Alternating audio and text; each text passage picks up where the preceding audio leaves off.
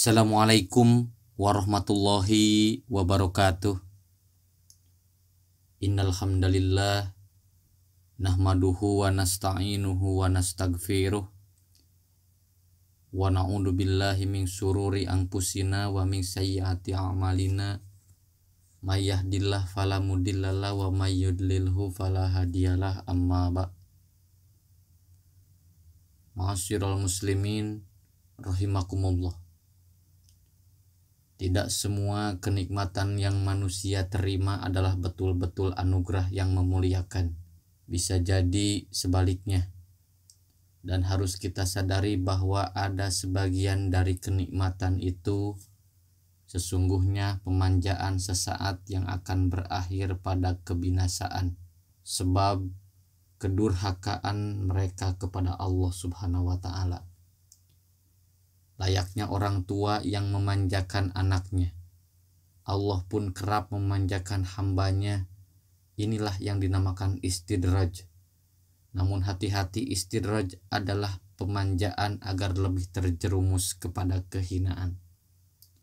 Mereka mengira melalui berbagai kenikmatan Allah Subhanahu wa Ta'ala sedang memberikan kemuliaan, padahal Allah sedang menghinakan perlahan-lahan dan bahkan membinasakan. Mereka selalu berbuat maksiat dan tidak beribadah. Namun Allah berikan kemewahan dunia. Allah memberikan harta yang berlimpah, padahal mereka tidak pernah bersedekah. Allah karuniakan rezeki berlipat-lipat, padahal jarang sholat. Tidak senang pada nasihat ulama dan terus berbuat maksiat. Hidup dikagumi, dihormati, padahal akhlaknya tidak terpuji. Diikuti, diteladani, dan diidolakan, padahal bangga mengumbar aurat dalam berpakaian. Sangat jarang diuji sakit, padahal dosa-dosa menggunung. Tidak pernah diberikan musibah, padahal gaya hidupnya jumawa, selalu meremehkan sesama, selalu angkuh. Allah berikan anak-anak sehat dan cerdas, padahal ia memberi makan dari harta hasil yang haram, dari hasil riba, dari hasil menipu, dari hasil korupsi. Hidup bahagia penuh canda tawa, padahal banyak orang karenanya terdolimi. Karirnya terus menanjak, padahal banyak hak-hak orang yang diinjak-injak. Semakin tua semakin makmur, padahal berkubang dosa sepanjang umur. Walladzina kaddabu biayatina sanastadrijuhum min haitsu la ya'lamun. Dan orang-orang yang mendustakan ayat-ayat kami, akan kami biarkan mereka berangsur-angsur ke arah kebinasaan dengan cara yang tidak mereka ketahui.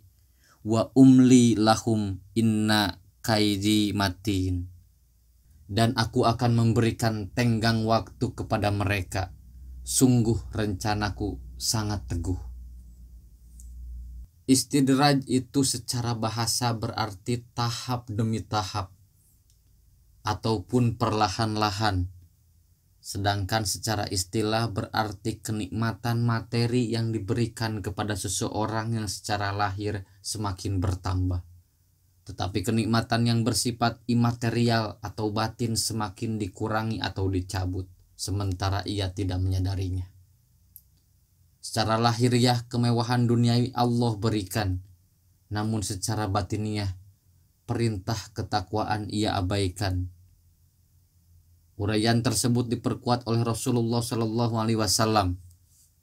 Dari Uqbah ibnu Amir dari Nabi Shallallahu Alaihi Wasallam, beliau bersabda, jika kamu melihat Allah memberikan kemewahan dunia kepada hambanya yang suka melanggar perintahnya, maka itulah yang disebut istidraj.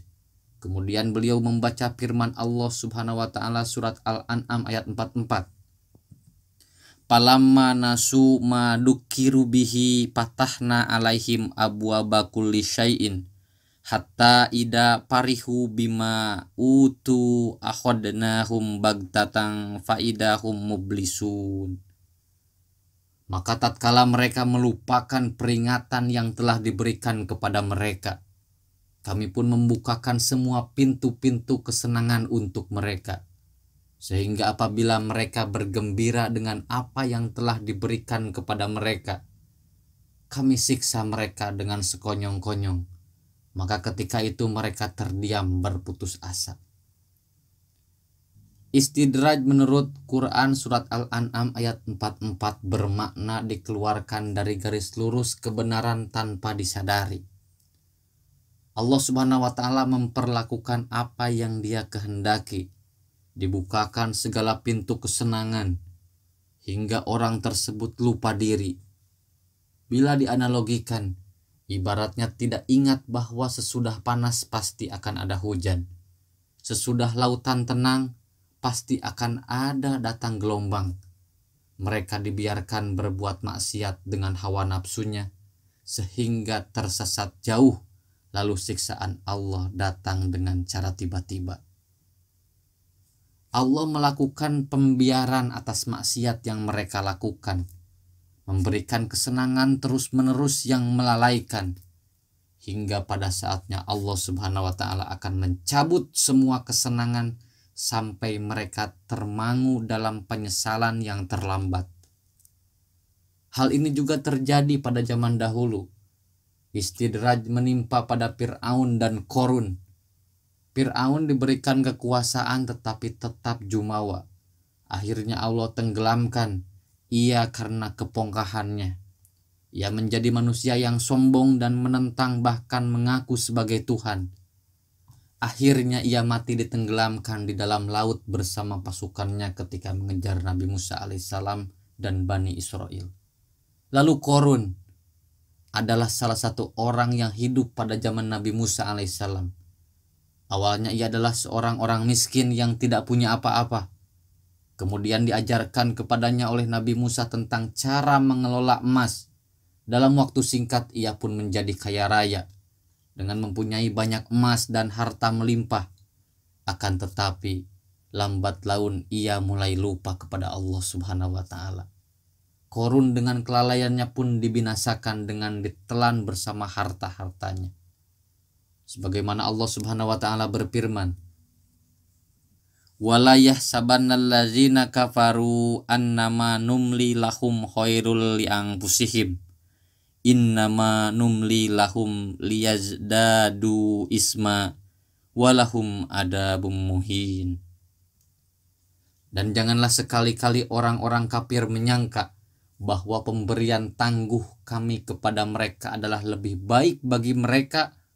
Sesungguhnya kami memberi tangguh kepada mereka hanyalah supaya bertambah-tambah dosa mereka, dan bagi mereka ajab yang menghinakan.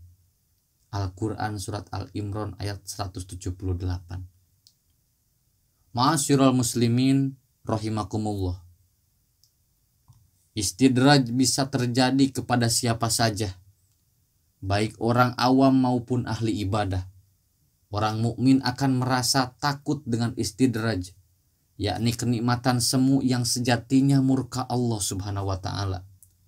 Namun sebaliknya, orang-orang yang tidak beriman akan beranggapan bahwa kesenangan yang mereka peroleh merupakan sesuatu yang layak didapatkan.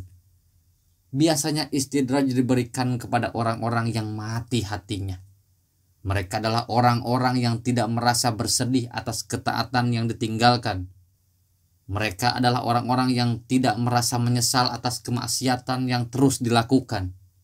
Secara psikologis, orang yang tertimpa istidraj, perilakunya sangat terlena dengan semua yang ia punya, sehingga lupa bahwa semuanya hanyalah titipan sementara. Dia lupa bersyukur atas nikmat yang diberikan Allah Subhanahu wa Ta'ala. Begitu juga ia gemar melakukan kemaksiatan tanpa merasa berdosa sama sekali, dan menganggap nikmat Allah Subhanahu wa Ta'ala berikan merupakan sebuah kebaikan untuknya. Ketika hal ini terjadi, maka akan berakibat nantinya mendapatkan siksa dari arah yang tidak disangka-sangka.